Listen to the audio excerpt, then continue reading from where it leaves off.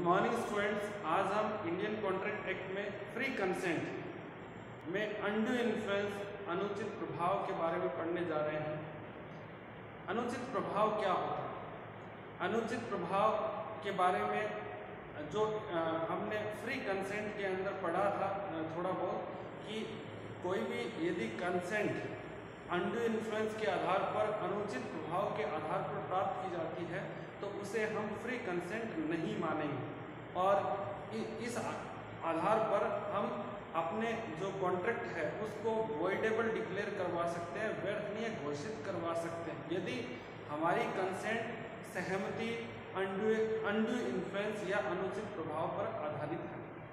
आज की क्लास में हम अनड्यू इन्फ्लुएंस अनुचित प्रभाव का डिटेल मीनिंग समझेंगे, किस प्रकार से अनड्यू इन्फ्लुएंस कार्य करता है और जो एग्रीड पार्टी है, पीड़ित पक्षकार है, उसके पास क्या क्या लीगल रेमेडी जो है उपलब्ध है, उनके बारे में हम समझने जा रहे हैं। आइए शुरुआत करते हैं। सबसे पहले हम आज की क्लास में अनड्यू इन्फ्लुएंस का जो डेफिनेशन है जो सेक्शन 16 में दिया गया है उसको समझते हैं। उसके बाद हम समझेंगे कि ये अनड्यू इन्फ्लुएंस किस तरीके से काम करते हैं। तो देखिए, a contract is said to be induced by undue influence where the relations between the parties are such that one of the parties is in a position to dominate the will of other and uses that position to obtain an unfair advantage over other। इस definition में दिया गया है कि undue influence क्या है। तो देखिए, इस डेफिनेशन के आधार पर हम डिराइव कर सकते हैं कुछ पॉइंट्स, जिससे हम इस डेफिनेशन को, परिभाषा को बहुत आसानी से समझ सकते हैं। अनड्यू इन्फ्लुएंस पर आधारित कॉन्ट्रैक्ट हम किसे कहेंगे? देखिए, कॉन्ट्रैक्ट के अंदर दो पार्टीज होती हैं, ठीक है ना, एक ऑफर करने वाला और दूसरा एक्सेप्टेंस देने वाला। तो दो पार्टीज के मध्य एक रिलेशन होना चाहिए, ठीक है ना। तो फर्स्ट है existence relation between parties of contract, यानी जो भी पार्टी होगी कॉन्ट्रैक्ट की उनमें एक रिलेशन होना चाहिए, और ऐसा रिलेशन जिसमें एक पार्टी डोमिनेंट पोजीशन पर हो और दूसरी पार्टी है वो वीक पोजीशन पर हो। डोमिनेटिंग पार्टी है वो जो वीक पार्टी की जो पोजीशन है, उसकी जो विल है उसको इन्फ्लुएंस कर सकती है, ठीक है ना। जो भी देखिए, उच्च पद पर बैठा हुआ व्यक्ति है वो निम्न क्लास के जो व्यक्ति है उसकी इच्छा को प्रभावित कर सकता है, उस पर नैतिक दबाव डाल सकता है, उस पर मानसिक दबाव डाल सकता है और उसके आधार पर उससे सहमति प्राप्त कर सकता है। तो सबसे पहले जो इम्पोर्टेंट बात है कि जो भी अनुबंध या कॉन्ट्रैक्ट के पार्टी हैं वो ऐसी पोजीशन में होनी चाहिए कि एक पार्टी है वो डोमिनेंट पोजीशन में होना चाहिए और दूसरा वीक पोजीशन पे होना चाहिए। डोमिनेंट पोजीशन ऐसी कि जिससे हम वीक पोजीशन में बैठी हुई पार्टी की जो विल है उसको हम इन्फ्लुएंस कर सकते हैं। तो फर्स्ट है existence relationship between parties of contract, ठीक है ना। रिलेशनशिप कैसा कि एक डोमिनेटिंग पोजीशन पर है और दूसरा वीक पोजीशन पर है। उसके बाद नेक्स्ट है यूज डोमिनेटिंग पोजीशन, और थर्ड है ऑब्टेन अनफेयर एडवांटेज, यानी जो पार्टी है कॉन्ट्रैक्ट की वो ऐसी, उनमें ऐसा रिलेशन है जैसे एक पार्टी है दूसरे की जो पोजीशन है उसका जो मिसयूज कर सकती है। एग्जाम्पल के तौर पर देखिए, कोई भी शहर में, जैसे कोई सिटी में कोई वहाँ का जो इंस्पेक्टर है, पुलिस इंस्पेक्टर, और वो एक प्रकार से डोमिनेटिंग पोजीशन पर होता है, और उसने जैसे एक व्यक्ति को कहा कि उसका जो घर है जिसकी वर्तमान जो मार्केट वैल्यू है वो 20 लाख रुपए है, और उस इंस्पेक्टर ने उसे कहा कि यदि तुम ये घर मुझे 2 लाख रुपए में नहीं बेचोगे तो मैं तुम्हें किसी न किसी अपराध में जेल में भेज सकता हूँ।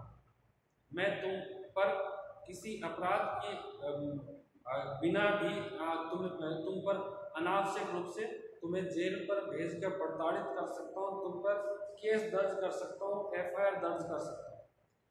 तो जो व्यक्ति है वो डर की वजह से, ठीक है ना, उस पर जो नैतिक जो दबाव डाला गया था, ठीक है, या कई बार ऐसा भी होता है कि कोई अपराधी है और वो उस पर FIR दर्ज की गई है, ठीक है ना, और उस केस में जो वहाँ का पुलिस इंस्पेक्टर है वो अपनी पोजीशन का यूज करते हुए उसे जो अपराधी है, जो भी अक्यूज्ड पर्सन है, उसे कहता है कि वह अपना 20 लाख का प्लाट उसे यदि 2 लाख रुपए में बेच देता है तो वह क्या करेगा कि उसको ज़्यादा परेशान नहीं करेगा, पुलिस स्टेशन में ज़्यादा उसको प्रताड़ित नहीं करेगा, ठीक है ना।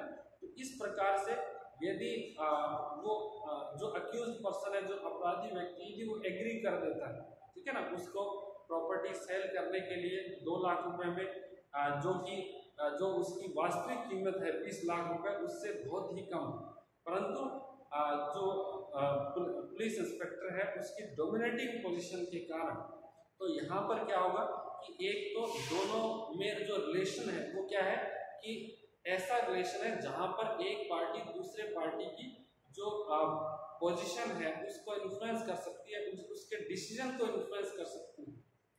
दूसरा, यहाँ पर जो पुलिस इंस्पेक्टर है उसने अपना पोजीशन का यूज किया है, डोमिनेटिंग पोजीशन का यूज करते हुए उसने जो व्यक्ति है उस पर एक तरीके से मेंटल जो प्रेशर है वो डाला है, जो उसका नैतिकता के संबंध में उसको प्रेशराइज किया है, ठीक है। हो सकता है कि पुलिस इंस्पेक्टर उसे कहे कि मैं यदि तुमने मुझे अपना प्लॉट नहीं बेचा है तो मैं तुम पे 2-4 जो एक्स्ट्रा धाराएं लगा दूंगा, ठीक है ना, अपराध की जो सेक्शंस है वो मैं तुम पर इम्पोज कर दूंगा। तो इस प्रकार से उसके जो मेंटल जो है उसको प्रेशर करना, उसको नैतिकता के आधार पर प्रेशराइज करना, तो ये क्या होगा, ये है यूज डोमिनेटिंग पोजीशन। और थर्ड है ऑब्टेन अनफेयर एडवांटेज। यदि उसने अनफेयर एडवांटेज, उसकी 20 लाख रुपए की जो जमीन है वो 2 लाख रुपए में परचेज कर लेता है, तो इस कॉन्ट्रैक्ट को हम अनड्यू इन्फ्लुएंस पर बेस्ड मानेंगे, यानी अनुचित प्रभाव पर आधारित ये कॉन्ट्रैक्ट कहलाएगा। यहाँ पर जो एग्रीड पार्टी है, पीड़ित पक्षकार है, उसके पास 2 ऑप्शन, या तो वो उस कॉन्ट्रैक्ट को वॉइडेबल डिक्लेयर करवाने के लिए कोर्ट में अपील कर सकता है कि जो उसकी सहमति थी वो स्वतंत्र सहमति नहीं है, या उसको जो पुलिस इंस्पेक्टर है उससे जो बैलेंस अमाउंट है, जैसे 2 लाख रुपए का उसने भुगतान किया था 20 लाख की प्रॉपर्टी के लिए, तो 18 लाख रुपए जो है और उससे प्राप्त कर सकता है कंपनसेशन के तौर पर, और उस कॉन्ट्रैक्ट को वैलिड मान सकता है। ये उसके पास लीगल रेमेडीज अवेलेबल है। तो इस प्रकार से कॉन्ट्रैक्ट अनड्यू इन्फ्लुएंस पर आधारित तब होता है जब जो पार्टीज है कॉन्ट्रैक्ट की, जो अनुबंध के पक्षकार हैं, 2 पक्षकार, एक ऑफर करने वाला, दूसरा एक्सेप्टेंस देने वाला, दोनों पार्टी के अंदर एक पार्टी ऐसी होनी चाहिए जो डोमिनेट करती है दूसरे को, ठीक है ना, उच्च पद पर, और दूसरा निम्न पद पर होना चाहिए, ताकि जो उच्च पद वाला जो व्यक्ति है यदि वह अपनी पोजीशन का यूज करते हुए और कोई नैतिक दबाव डालता है, तो मानसिक दबाव डालता है निम्न पद वाले व्यक्ति पर, और उससे कोई एक तरीके से अनुचित लाभ प्राप्त करता है, तो उसे हम कहते हैं अनुचित प्रभाव पर आधारित अनुबंध या contract based on undue influence. अब हम इसमें देखिए 3 चीजें, ये जब भी हम अनड्यू इन्फ्लुएंस के बेसिस पर यदि कॉन्ट्रैक्ट को वॉइडेबल डिक्लेयर करवाना चाहते हैं तो उसमें 3 चीजें होना जरूरी है। रिलेशन भी दोनों में ऐसा होना चाहिए, डोमिनेटिंग और वीक पोजीशन का, और use of that dominating position by party, और ऑब्टेन अनफेयर एडवांटेज। यदि तीनों में से एक भी पॉइंट की कमी है, लैकिंग है उस कॉन्ट्रैक्ट में, तब हम उस कॉन्ट्रैक्ट को अनड्यू इन्फ्लुएंस पर आधारित नहीं मानेंगे। एग्जाम्पल के तौर पर उनमें कोई भी ऐसा रिलेशन नहीं है जहां पर एक दूसरे को की पोजीशन को इन्फ्लुएंस कर सके, ठीक है ना। तो फिर ये अनड्यू इन्फ्लुएंस नहीं होगा। इसके अलावा यदि इंस्पेक्टर ने क्या है अपनी जो पोजीशन है वो यूज की है टू ऑब्टेन अनफेयर एडवांटेज, अनुचित लाभ प्राप्त करने के लिए, लेकिन वो इस प्रयास में सफल नहीं हुए, तब भी उसको अनड्यू इन्फ्लुएंस नहीं मानेंगे, ठीक है ना। तो तीन जो हमने पॉइंट लिखे हैं, एग्जिस्टेंस, रिलेशनशिप बिटवीन पार्टीज, ठीक है ना, use dominating position and third obtain unfair advantage. यदि तीन जो बातें उस कॉन्ट्रैक्ट में होगी, उस एग्रीमेंट में होगी, तभी हम उसको अनड्यू इन्फ्लुएंस पर बेस्ड एग्रीमेंट या कॉन्ट्रैक्ट मानेंगे और उसको हम वॉइडेबल डिक्लेयर करवा सकते हैं। यदि ये तीन बातों में से एक भी बात मिसिंग है तो उसको हम अनड्यू इन्फ्लुएंस नहीं मानेंगे।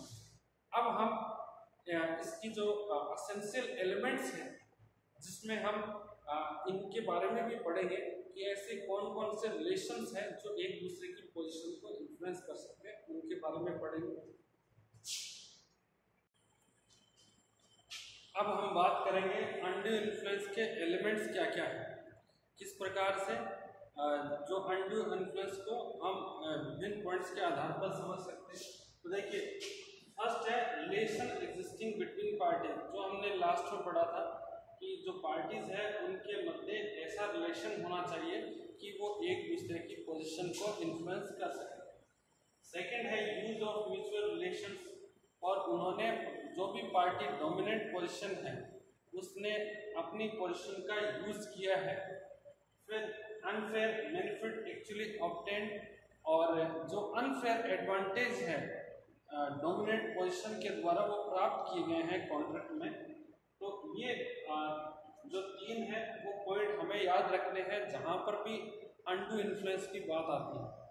इसके अलावा जो फोर्थ पॉइंट है वो है position to influence the will, यानी ऐसी कौन कौन सी पोजीशन है जिनको हम समझ सकते हैं जो अलग अलग प्रकार की पोजीशन है, रिलेशंस है जो एक दूसरे की पोजीशन को कॉन्ट्रैक्ट में, एग्रीमेंट में प्रभावित कर सकते हैं, उसको इन्फ्लुएंस कर सकते हैं। तो उसके बारे में देखिए, सबसे पहले है इसमें तीन प्रकार की पोजीशन का यूज किया जा सकता है। एक है रियल और एपरेंट अथॉरिटी, यानी जो वास्तविक या स्पष्ट जो सत्ता या अधिकार जिसके पास होते हैं वह व्यक्ति अपनी जो डोमिनेंट पोजीशन का यूज कर सकता है।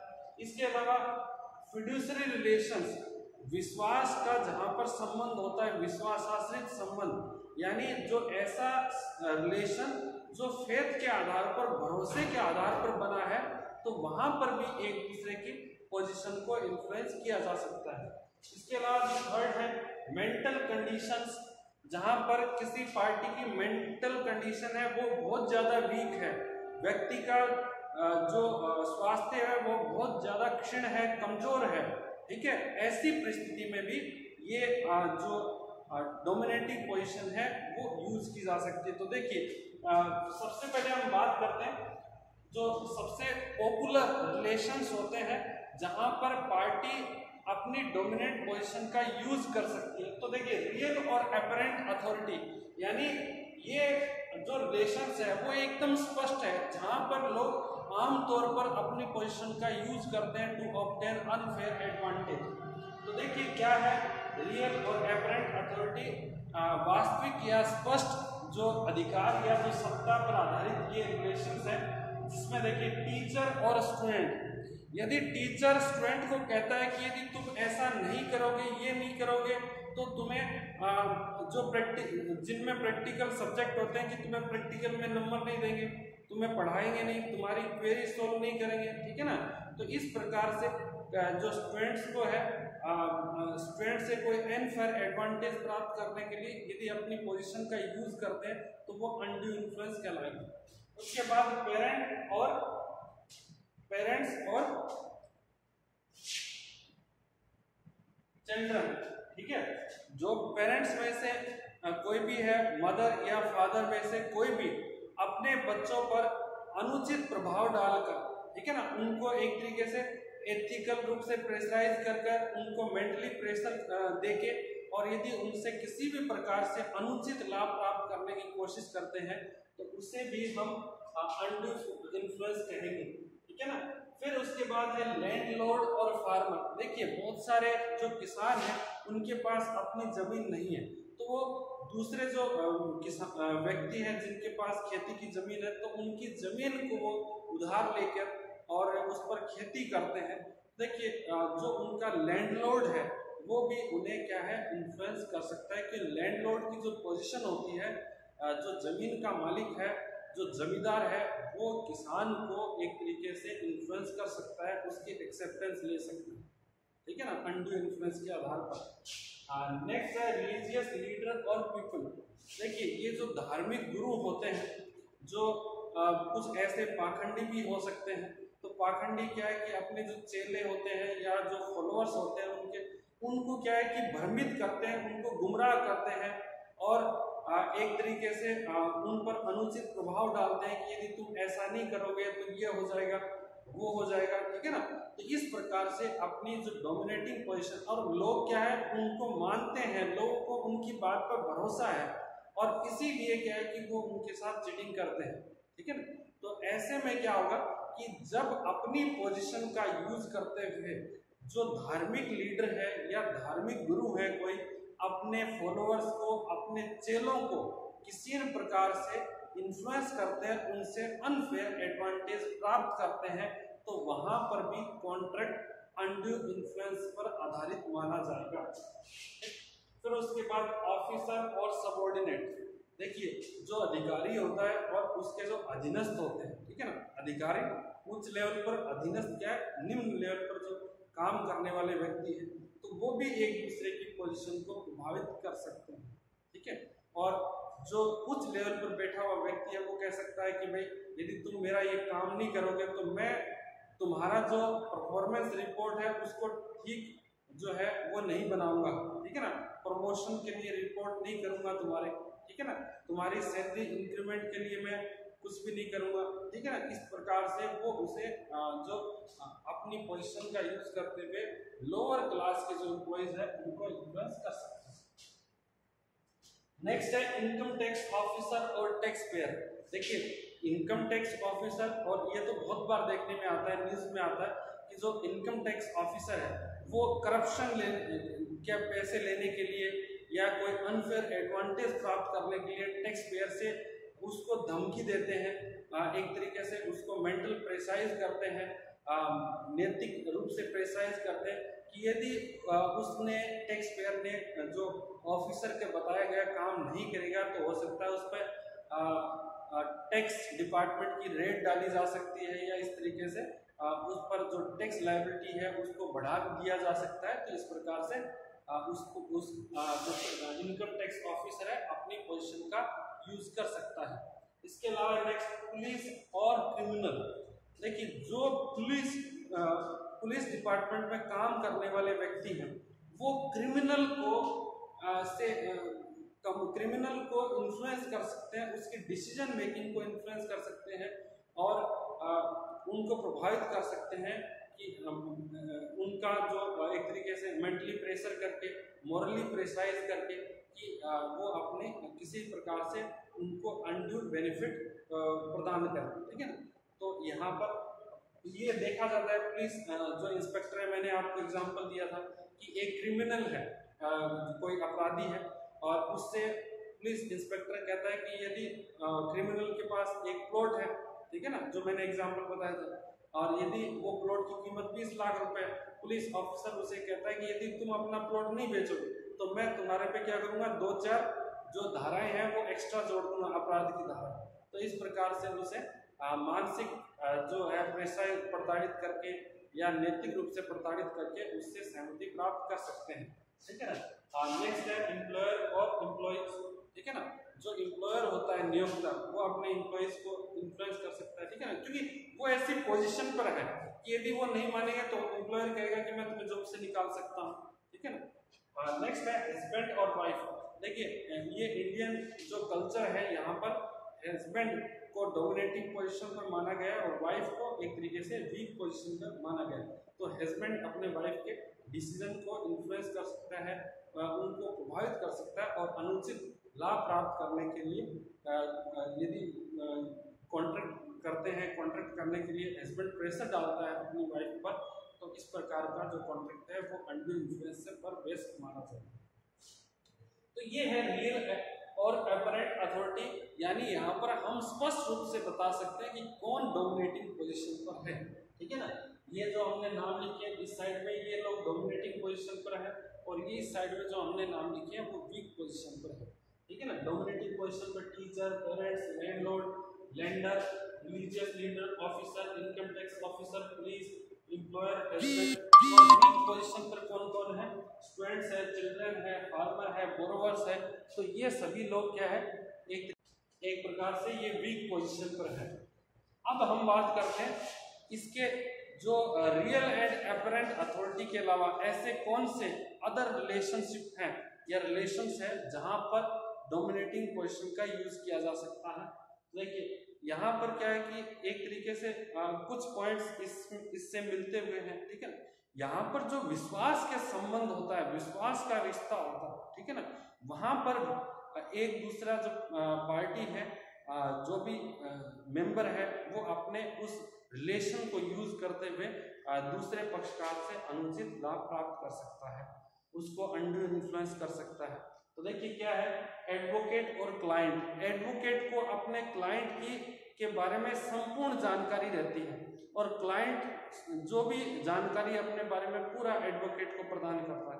तो इस आधार पर क्या है, दोनों का जो रिलेशन है वो एक प्रकार से विश्वास का रिलेशन है। विश्वास के आधार पर क्लाइंट अपने एडवोकेट को जानकारी देता है कि उसका जो एडवोकेट है वो कभी भी उसके विरुद्ध कार्य नहीं करेगा। ठीक है ना, और यदि ऐसा करता है एडवोकेट, ठीक है, कुछ अनफेयर एडवांटेज गेन करने के लिए, तो उस कॉन्ट्रैक्ट को हम अनड्यू इन्फ्लुएंस पर बेस्ड माने। इसके अलावा देखिए लवर और बी लव, जो प्रेमी और प्रेमिका, ठीक है ना, उनका भी जो संबंध होता है वो भी एक तरीके से जो विश्वास का संबंध होता है, प्यार का संबंध है, और उसमें भी यदि वो एक दूसरे को से अनुचित लाभ प्राप्त करने के लिए एक दूसरे पर अनुचित प्रभाव डालते हैं, मेंटल प्रेशर डालते हैं, जो मोरल प्रेशर डालते हैं, तो वहां पर भी जो कॉन्ट्रैक्ट है वो अनड्यू इन्फ्लुएंस पर बेस्ड माना जाएगा।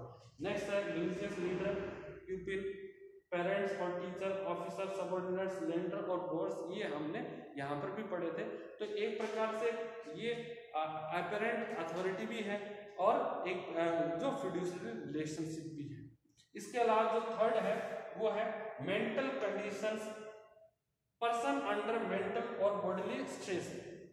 देखिए एक बूढ़ी महिला है 90 ईयर्स की, ठीक है ना, 90 साल की महिला है, और वो बहुत ही एक तरीके से कमजोर है, उसका स्वास्थ्य खराब रहता है, और एक दिन क्या है कि उसे अपना कोई बीमारी है उसको ठीक करवाने के लिए पैसे की जरूरत पड़ जाती है। ठीक है, और वो किसी जमींदार के पास जाती है पैसे लेने के लिए। जमींदार उसे कहता है कि मैं आपको पैसे तो दे दूंगा, लेकिन उस पर 100% जो ब्याज है वो चार्ज कर दो। यानी उसने 10,000 रुपये उसको दिए, और 10,000 रुपये के जो 1 साल के बाद में वो उससे 20,000 रुपये लेगा। ठीक है ना, 1 साल 100% ब्याज। ठीक है ना, 10,000 तो वो हो गए मूल जो प्रिंसिपल अमाउंट, और 10,000 उसका इंटरेस्ट। यानी अब आप देखिए जो 100% इंटरेस्ट है वो एक तरीके से उचित नहीं, वो एक तरीके से अनुचित है, अनड्यू।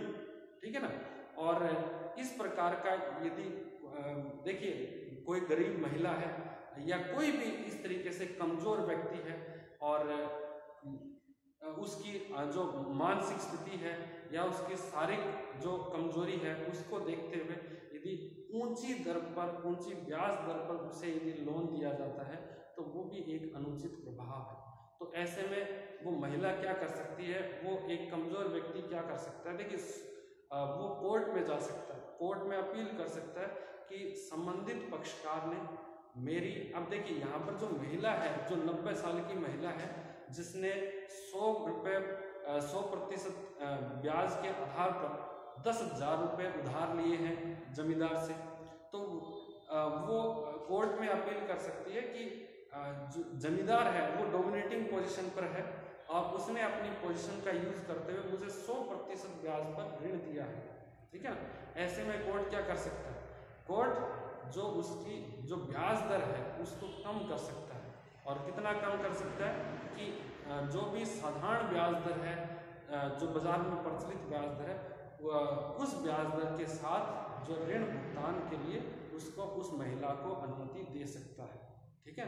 तो इस प्रकार से कई बार ऐसा भी होता है कि बहुत सारे लोग हैं जो कमज़ोर लोगों को देखकर, जो एक तरीके से शारीरिक रूप से जो बीमार व्यक्तियों को देखकर, ठीक है ना, कई बार ऐसा होता है कि डॉक्टर है अपने जो पेशेंट है उसकी जो एकदम क्रिटिकल स्थिति है, ऐसे में उससे क्या है कि अनुचित लाभ प्राप्त, ज़्यादा फीस प्राप्त करने के लिए उससे कहता है कि यदि देखिए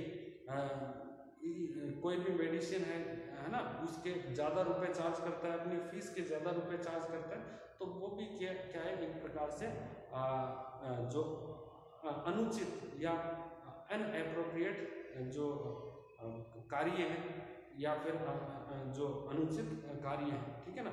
और यहाँ पर ये जो महिला का मैंने एग्जाम्पल लिया था, तो उसका जो एक तरीके से एज भी ज़्यादा है, उसका शारीरिक रूप से भी असक्षम है, ठीक है ना। तो इस प्रकार से यदि कोई कमजोर व्यक्ति है और उसको ऊंची ब्याज दर पर यदि लोन दिया जाता है, तो जो लोन देने वाला व्यक्ति है वो डोमिनेटिंग पोजीशन पर होगा और जो लोन लेने वाला व्यक्ति है वो वीक पोजीशन पे होगा। तो यहाँ पर जो वीक पोजीशन वाला व्यक्ति है वो कोर्ट में अपील कर सकता है और जो भी उसके एक तरीके से जो जस्टिफाइड जो रिलीफ है, लीगल रेमेडी है, उसकी डिमांड कर सकता है। तो ये एलिमेंट्स है अनड्यू इन्फ्लुएंस के। अब यहाँ पर एक बात आपको और समझना है कि अनड्यू इन्फ्लुएंस में जो बर्डन ऑफ प्रूफ किसके पास है। बर्डन ऑफ प्रूफ मतलब क्या है, जैसे हमने कोर्सन में पढ़ा था कि यदि किसी पार्टी की जो एक्सेप्टेंस है वो कोर्सन पर आधारित है, यानी किसी को हमने थ्रेटन किया है, किसी को हमने जो कंसेंट प्राप्त करने के लिए उस पर फोर्स हमने लगाया है, उस पर दबाव डाला है, उसको प्रताड़ित किया है, ठीक है ना। तो इस प्रकार से उसको कोर्सन में क्या होता है कि जो भी पार्टी है एग्रीड पार्टी, उसे प्रूफ करना पड़ेगा कि उसकी जो सहमति है वो कोर्सन पर आधारित थी, उत्पीड़न पर आधारित थी। अनड्यू इन्फ्लुएंस में अलग है। अनड्यू इन्फ्लुएंस में जो वीक पोजीशन वाला व्यक्ति है उसको तो सिर्फ इतना ही कहना पड़ेगा कि जो मेरी सहमति है, कंसेंट है, वो एक जो है वो फ्री नहीं थी और मुझ पर मेंटल प्रेशर डाला गया या जो एक तरीके से मोरल प्रेशर डाला गया, इसके आधार पर मेरे से कंसेंट ली गई है, ठीक है ना। तो ऐसी स्थिति में जो डोमिनेटिंग पोजीशन पर बैठा हुआ व्यक्ति है उसे ये सिद्ध करना पड़ेगा कि जो सहमति संबंधित पक्षकार से ली गई है वो डोमिनेट पोजीशन का उसमें यूज नहीं किया गया है और ना ही किसी प्रकार से अनड्यू जो एडवांटेज है वो प्राप्त किया गया है, ठीक है, और ना ही उनमें इस प्रकार का कोई रिलेशन है, ठीक है ना।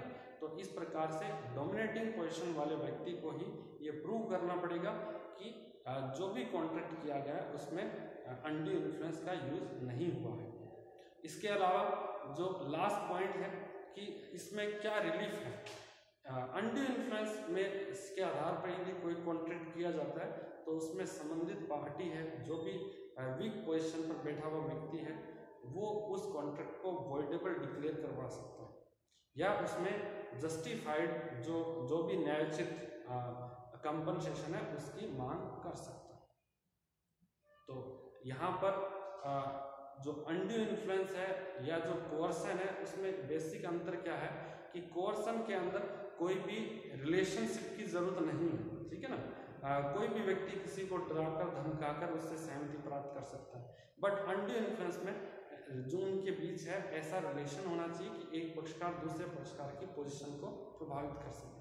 इसके अलावा कोर्सन है वो कहीं पर भी किया जा सकता है, उसमें प्लेस के आधार पर कोई भी लिमिटेशन नहीं। इंडिया से बाहर भी कोर्सन किया जा सकता है, इंडिया के अंदर भी कोर्सन किया जा सकता है, उत्पीड़न। लेकिन जो अनड्यू इन्फ्लुएंस है उसमें इस बात का ख्याल रखा जाता है कि ये इंडिया के अंदर हो, ठीक है ना, तभी ये मान्य है। कोर्सन के अंदर यदि कोई कार्य किया जाता है तो वो पनिशेबल होगा, ठीक है ना। उसमें आईपीसी के तहत उस पर दंडात्मक कार्रवाई की जा सकती है, पनिशेबल जो एक्शन लिया जा सकता है। लेकिन अनड्यू इन्फ्लुएंस के आधार पर यदि कोई कंसेंट प्राप्त की गई है तो उसके अंदर जो भी जो पनिशेबल जो कार्रवाई है, एक्शन है संबंधित विभाग के द्वारा, वो नहीं किया जा सकता। केवल जो कॉन्ट्रैक्ट है उसको वॉइडेबल डिक्लेयर करवाया जा सकता है, वैधनीय घोषित करवाया जा सकता है। Thank you so much.